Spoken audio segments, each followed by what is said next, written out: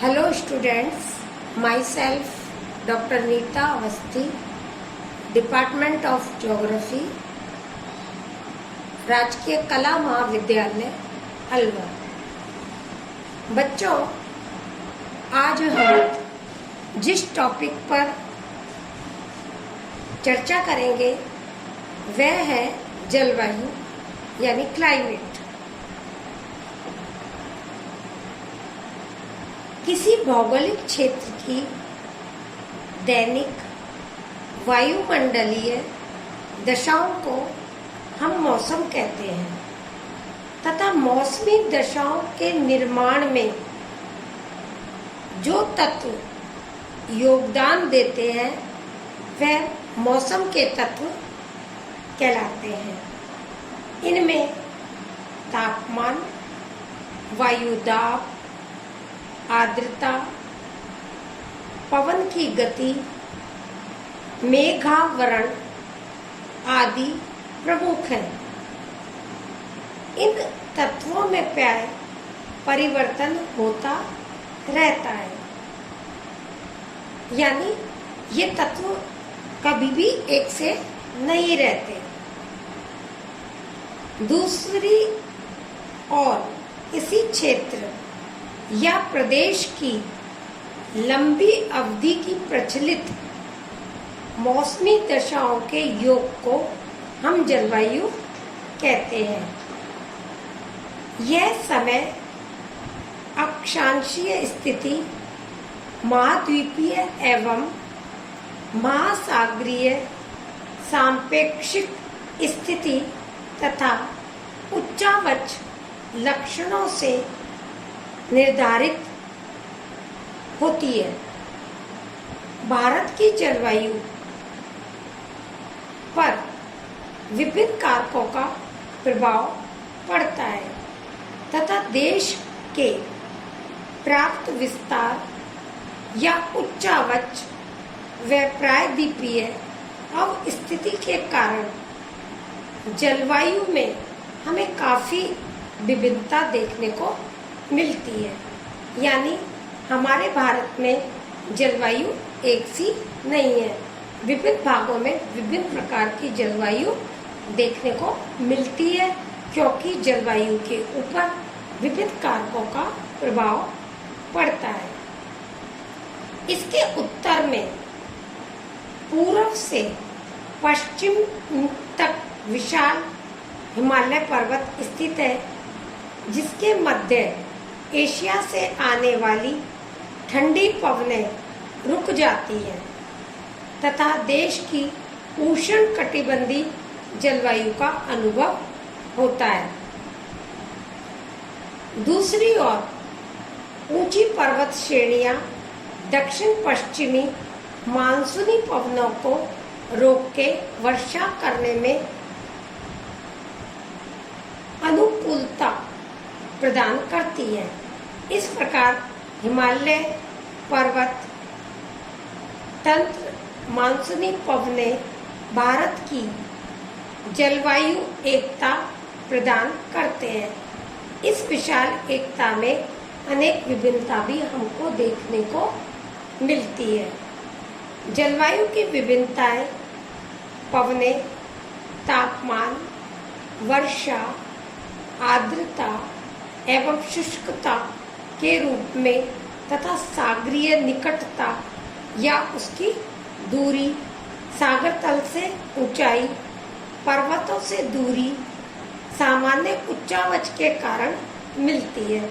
यानी जलवायु में विभिन्नता का मुख्य कारण यही है। ग्रीष्म काल में जम्मू कश्मीर में तापमान 22 डिग्री सेल्सियस रहता है, जबकि पश्चिमी राजस्थान में 48 डिग्री से 50 डिग्री सेल्सियस के मध्य रहता है। शीतकाल में कारगिल तथा द्रास में तापमान 0 से भी 40 डिग्री सेल्सियस नीचे चला जाता है।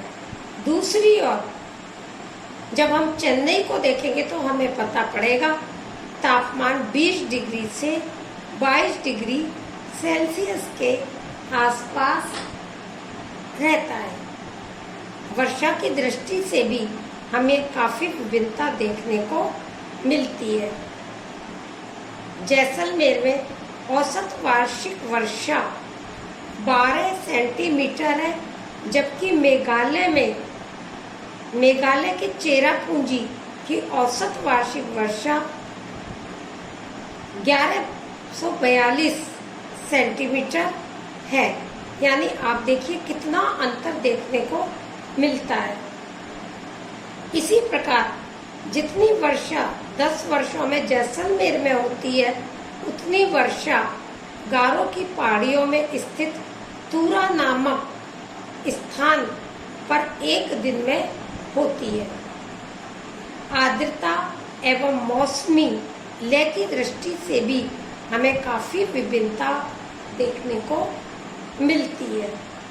आप देखिए जुलाई और अगस्त के महीनों में गंगा डेल्टा व उड़ीसा तट पर प्रति तीसरे से 5वें दिन चक्रवातीय दशाएं बनती रहती है, जिसका परिणाम क्या होता है? भारी वर्षा होती है। जबकि आप देखिए कोरोमंडल तट पर इन्हीं दिनों में मौसम बिल्कुल शुष्क रहता है। मुंबई के सागर तटीय भागों में ग्रीष्म काल एवं शीतकाल में तापमान में अधिक अंतर नहीं आता, क्योंकि उसके ऊपर समुद्र का प्रभाव पड़ता है। क्योंकि जो स्थान समुद्र के पास होते हैं अथवा जहाँ पर समुद्र होता है, वहाँ सम मौसम रहता है, न तो ऊंचा तापमान ही होता और न ही नीचा तापमान होता है। उसका मुख्य कारण क्या होता है? उसका मुख्य कारण है पानी न तो जल्दी ठंडा होता है और न जल्दी गर्म होता है। अब आता है आपका जलवायु की ऋतु विभिन्नता। हम देखते हैं भारत में जलवायु की प्रादेशिक विभिन्नता की तरह ऋतुओं के अनुसार भी विभिन्नता पाई जाती है, जिसे मौसम की विभिन्नता ऋतुओं की दशाओं के अनुसार निम्नलिखित रूप में हम स्पष्ट कर सकते हैं। सबसे पहले आता है आपका शीतकाल में मौसमी दशाएं। यहाँ शीत ऋतु में यानी जनवरी से फरवरी तक सूर्य की स्थिति पृथ्वी के संदर्भ में दक्षिण गोलार्ध पर होती है तथा 22 दिसंबर को सूर्य मकर रेखा पर लंबवत होता है। यानी मकर रेखा पर सूर्य की किरणें लंबवत पड़ती हैं। फलस्वरूप भारत में उत्तरी गोलार्ध में शीत ऋतु के कारण उच्च भार का केंद्र बन जाता है तथा संपूर्ण उपमहाद्वीप में स्वच्छ आकाश व मंद हवाएं मिलती हैं।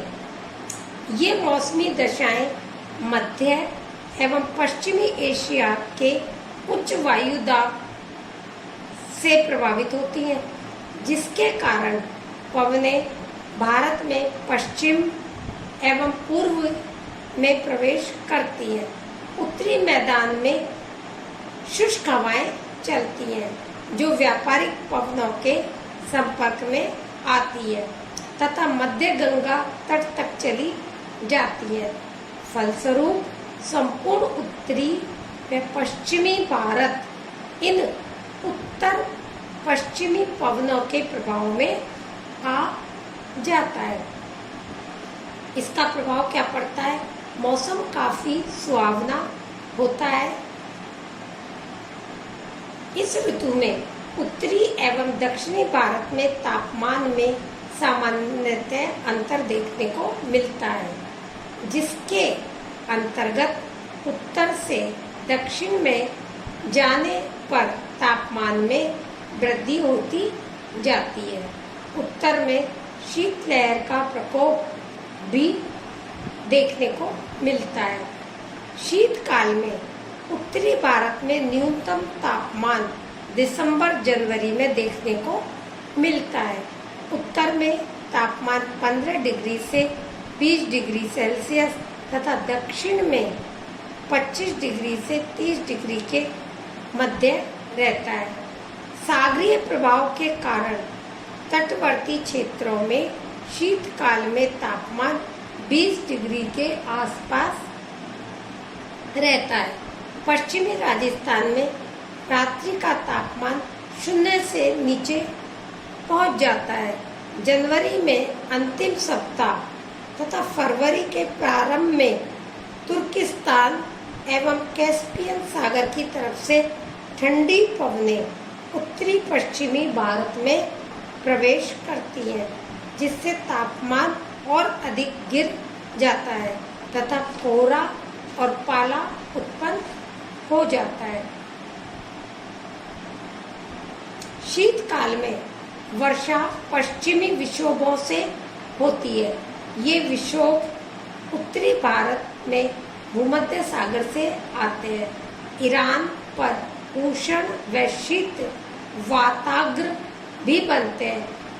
इनकी औसत संख्या 4 से 5 होती है।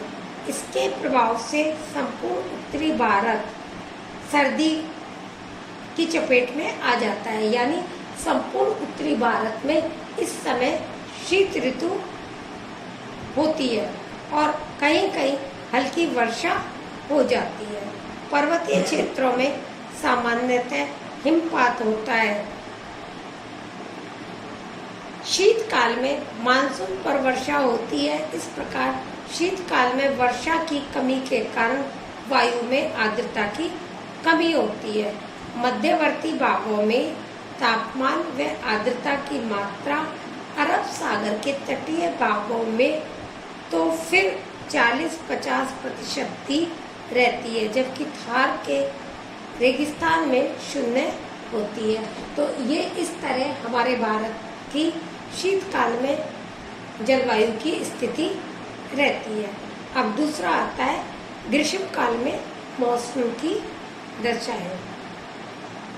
मार्च से मध्य जून तक भारत में ग्रीष्म काल माना जाता है, जब सूर्य की स्थिति पृथ्वी के संदर्भ में उत्तरायण तथा सूर्य की 21 जून को कर्क रेखा पर लंबवत होती है, जिसके परिणाम स्वरूप धरातल पर तापमान बहुत अधिक बढ़ जाता है तथा पाकिस्तान, अफगानिस्तान, फारस एवं मध्य एशिया में उच्च तापमान तथा न्यून भार का क्षेत्र बन जाता है, क्योंकि हवाएं हल्की होकर ऊपर उठ जाती हैं तापमान को प्राप्त करके, और वो जो क्षेत्र होता है वो निम्न दाब का क्षेत्र बन जाता है।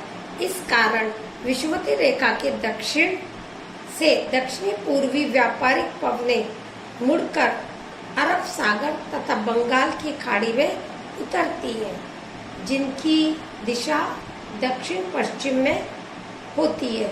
ये पवनें भारत के पश्चिमी तट पर मानसून के नाम से जानी जाती है।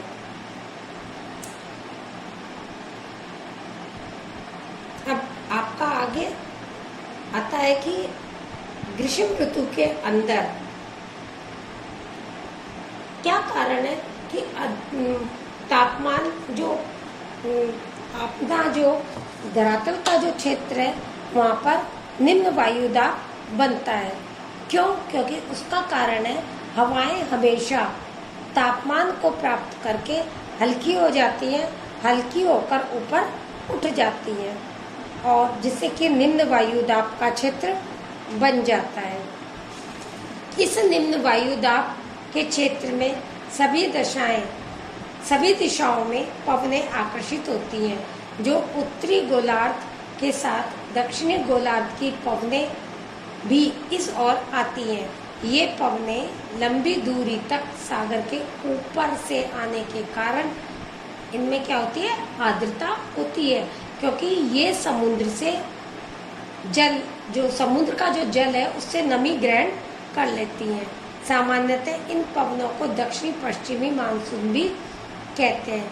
ग्रीष्म काल में आरंभ में तापमान बढ़ने के साथ स्थानीय पवनें भी चलती हैं, जो दिन के समय उत्तरी भारत में धूल भरी गर्म पवनें चलती हैं, जिन्हें हम लू कहते हैं। कई बार इन लूओं के चपेट में आने से जन धन की काफ़ी हानि भी होती है।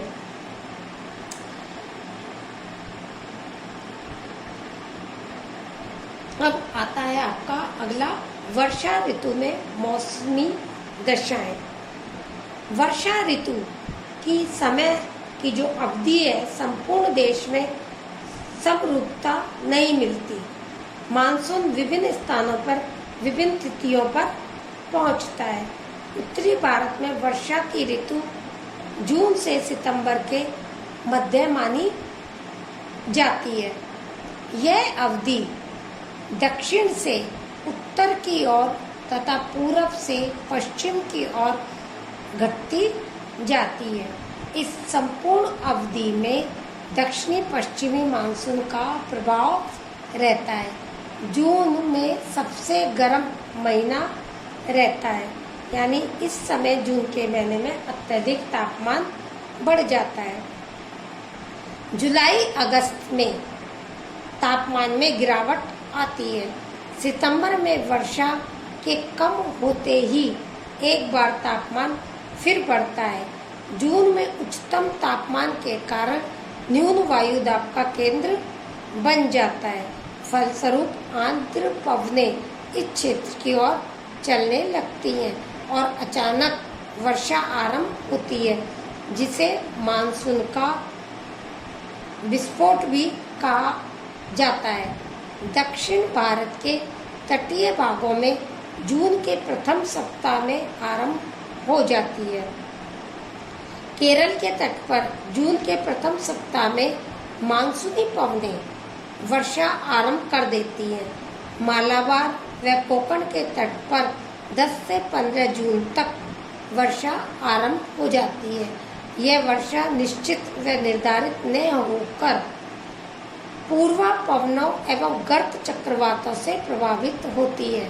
इस आधार पर कैनेडियू ने इसे मानसूनी पवनों से प्राप्त वर्षा की प्रवृत्ति को स्पंदमान धाराएं कहा है।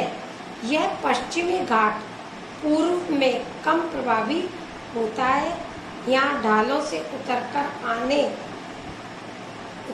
आगे चलने पर शुष्क होने के कारण वर्षा नहीं हो पाती है। फलस्वरूप पश्चिमी घाट का पूर्वी भाग वृष्टि छाया वाला क्षेत्र बन जाता है। भारत में दक्षिणी पश्चिमी मानसून 2 शाखाओं के रूप में प्रवेश करता है, जैसे नंबर 1 अरब सागर का मानसून शाखा, दूसरा बंगाल की खाड़ी का मानसून शाखा। सबसे पहले आता है आपका अरब सागर की मानसून शाखा। इस शाखा के प्रभाव के क्षेत्र पश्चिमी घाट के सहारे केरल, महाराष्ट्र, गुजरात तथा कुछ भाग मध्य प्रदेश का भी शामिल किया जाता है। यहाँ गुजरात पहुँचते पहुँचते कमजोर पड़ जाता है।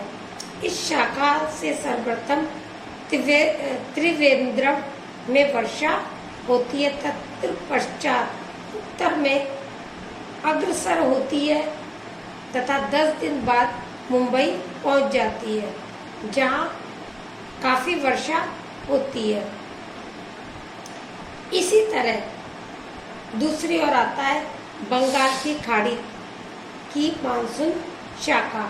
मानसून की यह शाखा मध्यवर्ती बंगाल की खाड़ी से उत्तर की ओर चलती हुई म्यांमार तट एवं दक्षिण पूर्वी बांग्लादेश में पहुंचती है। म्यांमार तट पर स्थित अराकन की पहाड़ियों से मुड़कर एक भाग भारतीय उपमहाद्वीप में पहुंचता है। इस प्रकार ये पवनें पश्चिमी बंगाल बांग्लादेश में प्रवेश करती है। हिमालय के प्रभाव उत्तरी पश्चिमी भारत में न्यून दाब के कारण यह एक शाखा गंगा के मैदान से होती हुई पंजाब तक पहुंचती है, जबकि दूसरी शाखा ब्रह्मपुत्र की घाटी की ओर मुड़ जाती है। उत्तरी पूर्वी भारत में वर्षा करती है। इसकी पुनः शाखा मेघालय की गारो खासी की पहाड़ी में पहुंचती है। इस तरह ये आपका हुआ बंगाल की खाड़ी की मानसून की शाखा की स्थिति। अब आता है आपका भारत में वार्षिक वर्षा का वितरण। हम देखते हैं भारत में जो वर्षा का वितरण है वो भी समान नहीं है। विभिन्न भागों में विभिन्न प्रकार से वर्षा होती है। कहीं अधिक वर्षा होती है, कहीं कम होती है, कहीं होती ही नहीं है। तो इस आधार पर हम वर्षा के प्रदेशों को विभिन्न भागों में विभाजित कर सकते हैं। जैसे अधिक वर्षा वाले प्रदेश जहाँ 2 सेंटीमीटर से भी अधिक वर्षा होती है। नंबर 2, साधारण वर्षा वाले प्रदेश जहाँ 100 से 200 सेंटीमीटर वर्षा होती है। तीसरी आती है कम वर्षा वाले प्रदेश जहाँ 60 से 100 सेंटीमीटर वर्षा होती है। और चौथा आता है अप्राप्त वर्षा वाले प्रदेश, यानी जहाँ 60 सेंटीमीटर से भी कम वर्षा होती है। तो इस प्रकार हम कह सकते हैं कि भारत के अंदर जो वर्षा का वितरण है वो समान नहीं है। साथ ही साथ भारत में वर्षा को मानसून जो होता है उसको जुए का खेल भी कहा जाता है।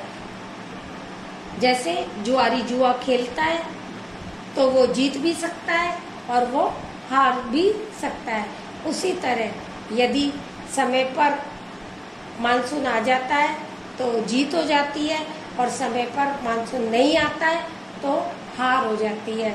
यानी यदि मानसून समय पर नहीं आता है तो अकाल भी हो जाता है, फसलें कम पैदा होती हैं, उत्पादन गिर जाता है, किसान की स्थिति खराब हो जाती है। और कई बार क्या होता है, वर्षा इतनी अधिक होती है कि उसका भी प्रभाव इतना खराब पड़ता है तो भी फसलों को नुकसान पहुंचता है। इस तरह हम देखते हैं हमारा जो भारत है, यहाँ की जलवायु है, उसमें बहुत अधिक विभिन्नता देखने को मिलती है। यहाँ की चाहे आप तापमान ले लो, चाहे यहाँ की वर्षा ले लो, सब में अत्यधिक विभिन्नता है। विभिन्न भागों में विभिन्न प्रकार का तापमान पाया जाता है। कहीं तापमान अधिक होता है, कहीं मध्यम श्रेणी का देखने को मिलता है, कहीं बहुत ही न्यून देखने को मिलता है। इसी प्रकार वर्षा कहीं अधिक होती है, कहीं मध्यम श्रेणी की होती है, कहीं कम होती है और कहीं बिल्कुल भी नहीं होती है। थैंक यू बच्चों, आज ये हमारा टॉपिक कंप्लीट हुआ, भारत की जलवायु।